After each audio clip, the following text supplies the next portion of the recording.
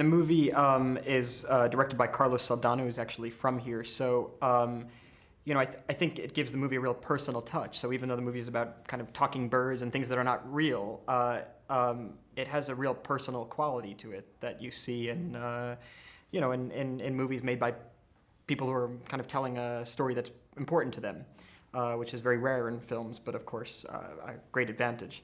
And so when you see Rio, it's through Carlos's eyes,